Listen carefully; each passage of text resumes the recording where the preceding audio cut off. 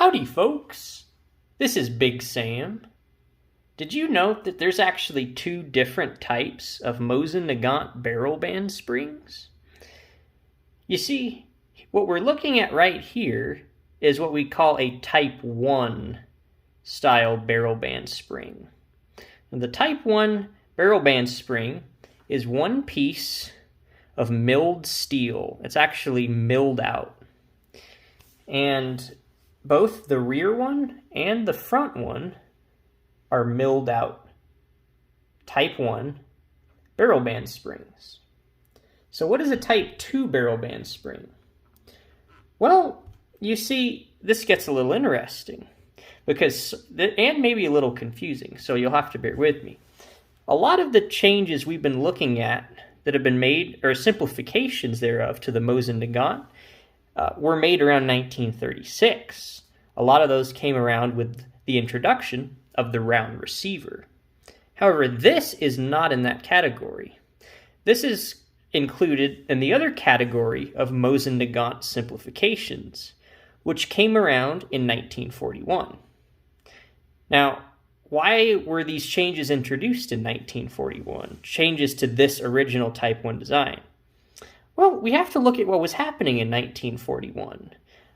Specifically, this was changed out in the autumn of 1941, which is sort of famous for being around the time of Operation Barbarossa, which is when over 3 million Axis troops invaded the Soviet Union.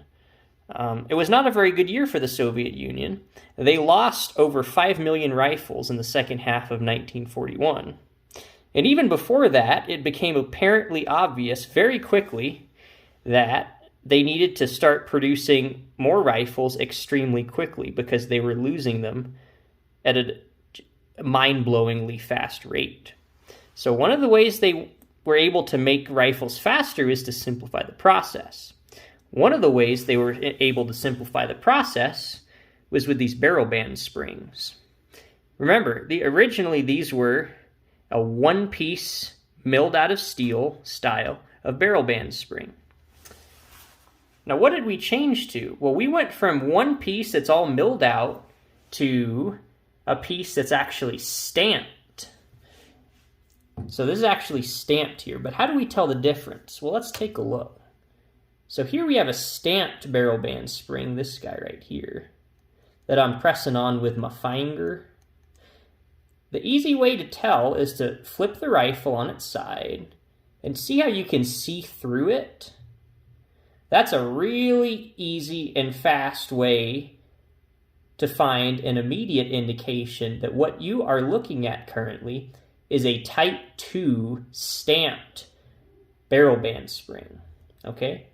And again, this was introduced in the autumn of 1941. If we look up here, we can see the same thing. See that big gap? Okay. Let me point at it with my finger. It's right here and right here. These two big gaps between the barrel band spring and the stock.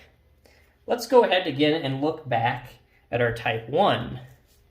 We can see here, no gaps. It's just one piece of milled steel. It's not stamped. Now, there's an exception to every rule when it comes to the Mosin Nagant, and this is also going to get a little interesting, so bear with me. You see, in the year prior to the change from the Type 1 to the Type 2 Mosin Nagant barrel band springs, the Tula factory actually stopped producing 9130 rifles in 1940. Now, this was in favor of production of the SVT-40 rifle. So, during 1941, when this change was made, this change was actually made to the Type 2 style barrel band spring by the Ijez factory, because they were currently the only factory making the Mosin Nagant barrel band springs. Well, Mosin Nagants at all. Okay? So, they made this change. However, the Tula factory, after it had been evacuated and everything got sorted back together, decided, all right, we're going to start making Mosin Nagants again in 1942.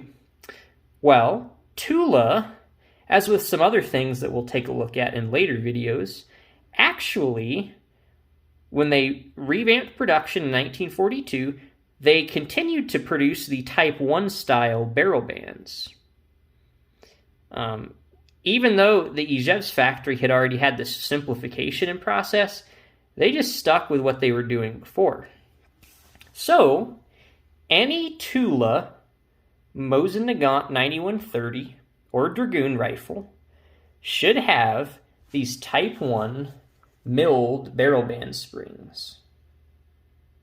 Okay? Now, this particular stock is actually a pre-war Tula, and I will actually show you how we know that in another video. But for right now, just know this is a pre-war Tula stock. So this is actually correct. We can see our pre-war escutcheons. Now these escutcheons are interesting because even though these were pre-war escutcheons here with these two screws, the Tula factory in 1942 would also continue to use this older style, along with these Type 1 milled barrel band springs. Now we can see here, see that little star right here?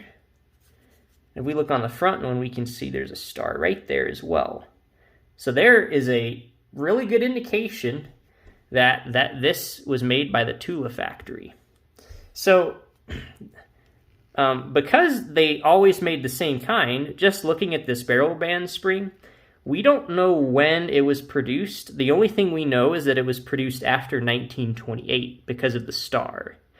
So all we know is that these barrel band springs were produced by the Tula factory after 1928. Okay, and remember, if we see these barrel band springs, these ones with the see-through that are stamped, we know that they're not Tula. We don't necessarily know that they're Ijevsk, though. So there's another caveat to this that's also fascinating. Here's why we don't know that that's an Ijevsk. What I have here is a Chinese Type 53 stock. This was probably made sometime in the 1950s. Now, China actually had the Soviet Union help them set up a factory to produce Mosin Nagant style carbines, and we'll look at these another day. But what's important to note here is that when they started making these well after the war, they also would produce this Type 2 style stamped barrel band spring here that we can see. And it also appears that the Ijevsk factory, even after the war, would just continue to use this. And it basically seems like everyone would, all the post-war copies made by other countries would use this style as well. So, if we have this type of barrel band spring here, this Type 1, we know that this is either a Tula or it's an Ijevsk barrel band spring made before the autumn of 1941. And again, the way we can tell that is you're going to look for the manufacturer's mark. Here we have the little star. Now, another interesting thing here is, well, what about Finland? Because Finland had a lot of Mosin Nagants. And yes, they did. So let's take a look at one of these. Here I have a Finnish Dragoon rifle built by the Ijevsk factory in 1920. Now what's interesting here is the rear barrel band is a Type 1 Tula barrel band made after 1928. But the front one is an Ijevsk Type 1 barrel band spring. This guy's the barrel band. This is the spring, which we're talking about today. But you see that bow and arrow right there? So this was actually made by the Ijevsk factory before 1928. So this is actually a Dragoon barrel band spring. So if you have a Dragoon rifle, automatically the correct spring for that is going to be this Type 1 milled barrel band spring that you can't really see through. Now, the see-through technique is pretty good. However, sometimes you can have a Type 2 stamped that's actually sort of stuck in the stock, like that. And when that happens, you can't actually see through it. So you just have to be a little careful and just take a little bit of a closer look to see, okay, is this milled or is this actually just stamped? So some interesting tidbits there.